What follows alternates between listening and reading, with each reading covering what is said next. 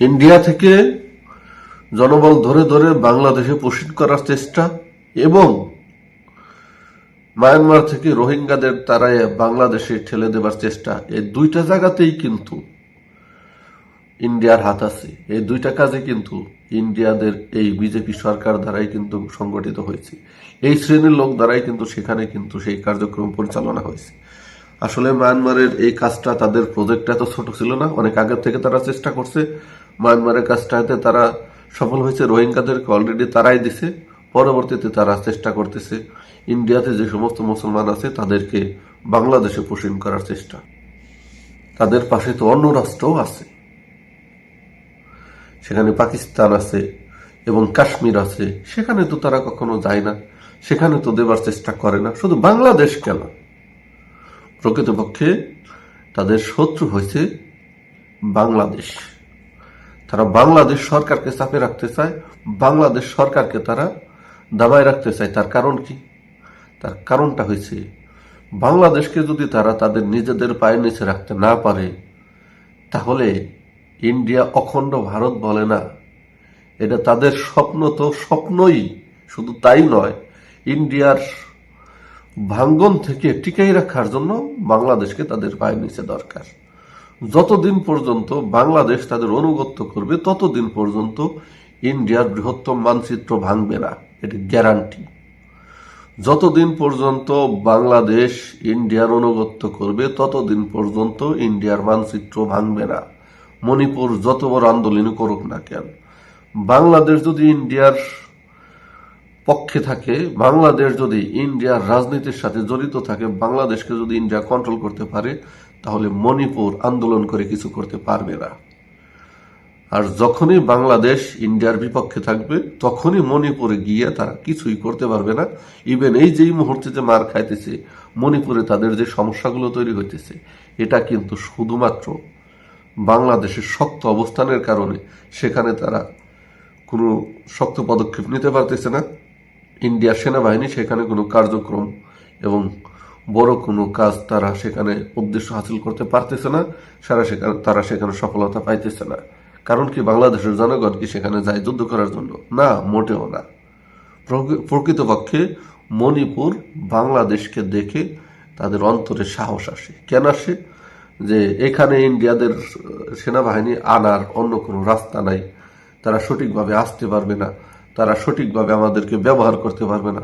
বাংলাদেশ যদি তাদেরকে জায়গা না দেয়, বাংলাদেশ যদি তাদের ট্রানজিট না দেয়, রুট না দেয়, তাহলে তারা যথাসময়ে এখানে পৌঁছাইতে পারবে না।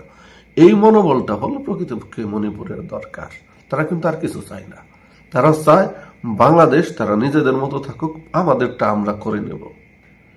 এই জন্য ইন্ডিয়া সবসময় চাইছে বাংলাদেশকে নিজের পায়ের নিচে রাখার জন্য এবং বাংলাদেশকে নিজের অনুগত্য রাখার জন্য। শুধু তাই নয়, বাংলাদেশকে যদি তাদের অনুগত্য রাখতে না পারে, তাহলে পশ্চিমবঙ্গও কিন্তু অনেক হাইওতাস হয়ে যাবে এবং বর্তমানে হয়েছেও তাই। আর এই কথাগুলো আজকে না, অনেক আগের থেকেই মানুষ বলে যে বাংলাদেশকে যদি কন্ট্রোলে না রাখতে পারে, তাহলে কিন্তু ইন্ডিয়ান মানচিত্র ভাঙ্গন অনিবার্য।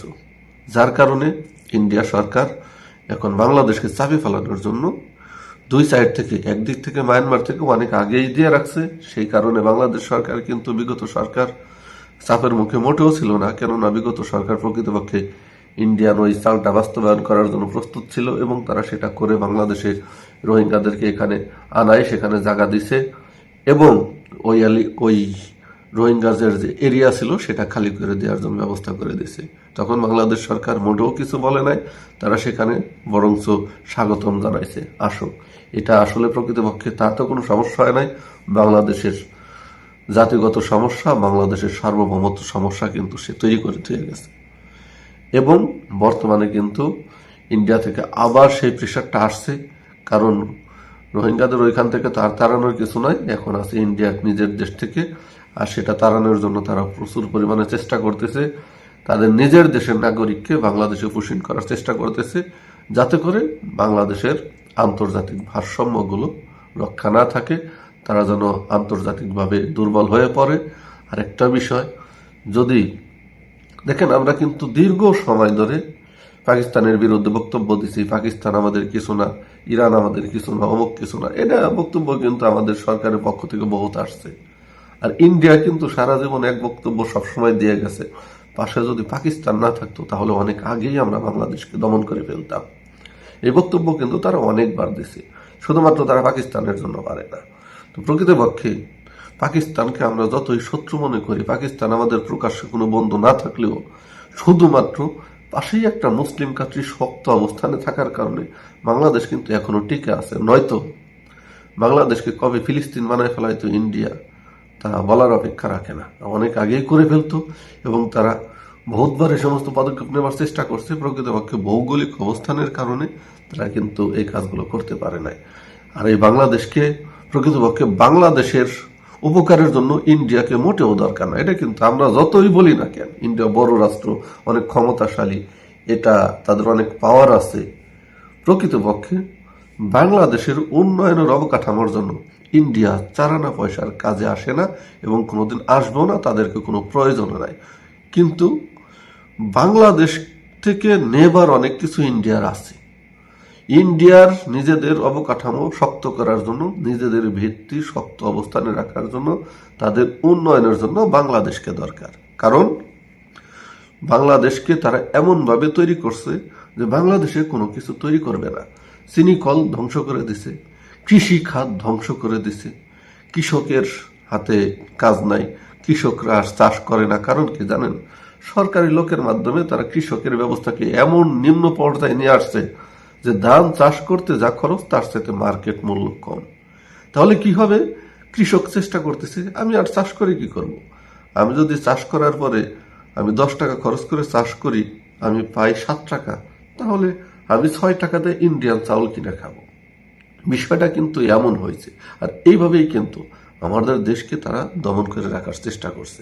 অর্থাৎ প্রকৃতপক্ষে ইন্ডিয়ার কাছ থেকে আমরা কোনো জিনিস চাই না, ইন্ডিয়ার কাছ থেকে আমরা কোনো জিনিস আনার চেষ্টা করি না, আমাদের সার্বভৌমত্বের জন্য কোনো কিছু প্রয়োজন নাই। কিন্তু ওদের দেশ থেকে আমাদের দেশে জোর করে দেবার জন্য আজকে মানুষ না, অনেক কিছুই আছে। ওদের দেশ থেকে আমাদের দেশে জোর করে দেবার জন্য ওদের গরু, ওদের যে গোমাতা যাকে বলে, আমাদের দেশে জোর করে দেবার জন্য প্রস্তুত। ওদের দেশ থেকে কাঁচামাল, পেঁয়াজ, রসুন, আদা আমাদের দেশে জোর করে দেবার জন্য সবসময় সীমান্তে রেডি থাকে। ওদের দেশ থেকে অনেক কিছুই আমাদের দেশে রপ্তানি করা হয়, কিন্তু আমাদের দেশ থেকে কোনো জিনিস কিন্তু ওদের দেশে আন্তর্জাতিকভাবে রপ্তানিতে স্বীকৃত হঠাৎ একটা দুইটা আছে যেটা শুধুমাত্র নামের উপরে চলতেছে, প্রকৃতপক্ষে নাই। অর্থাৎ আমরা কিন্তু সব কিছুতেই ইন্ডিয়াকে সাপোর্ট করছি, ইন্ডিয়াকে বড় করার চেষ্টা করছি, ইন্ডিয়াকে ভালো রাখার চেষ্টা করছি, আর বিনিময় ইন্ডিয়া আমাদেরকে দাবায় রাখার চেষ্টা করছে।